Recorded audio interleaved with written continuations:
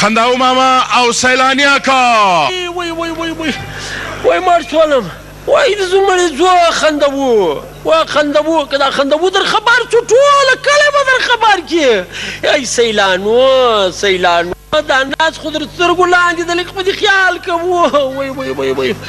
وای سیلانی ماما خیر دی. وای څه شي دی؟ دا خو رالو په ناس مې درد ده. زما خیال بیا مفت ډوډۍ باندې پیش سوی دی.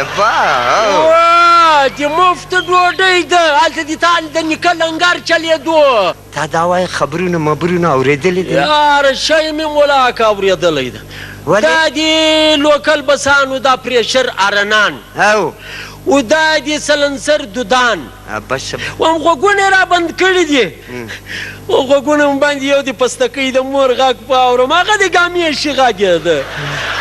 اور مې قرآن لکه شی په اورېدلی ده. څنګه هغه داسې په کومه ورځ چې دوی وایي ماښام باران کېږي زه د باندې بیرېږم شی هم نه وي. چې په کومه ورځ وایي باران نه کېږي په هغه ورځ دریابونه وبهیږي. یو کیسه را په یاد شوله. دا محکمه موسمیات ولاته یو مشوره ورکوم. یو باچا روان و ښار ته.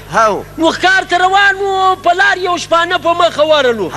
شپانه ورته ویل چې باچا سلامت مه ځئ په خوا باران کېږي. وزیر ورته ویل باچا سلامت دغه یو شپانه سړی د دا په څه پوهېږي. خو خیر دغه د ولاړو چې هلته ولاړو باران شروع سو. باچا ډېر وخشمېدو. وزیر یې فارغه کړي. دغه شپانه یې د وزیر پر ځای ولګوو. نو یو ورځ یې سوچ ووالو چې تر هسه د دغه زمري څه پوښتنه وکړي چې ده ته څنګه معلوم شو چې باران کېږي. نو ده یې راوغوښته. شپانه ته یې ویل تا ته څرنګه معلوم چې باران کېږي. هغه ورته ویل باچا سلامت په کومه ورځ چې باران کېږي د ما د خره غوږونه د شک ولاړي.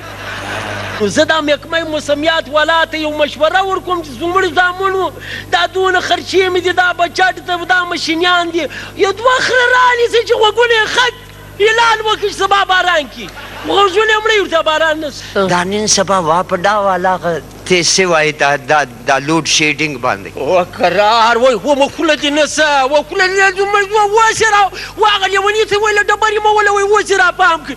هغه د زموږ زامن یوه ګنټه بجلۍ راکوي دا هم راباندې درې اوس یاره که دی وکړه درځه دا بدن مې دی ټوک ټوک ده د پستکۍ مور به مې لږ کاچه په کور کې درځه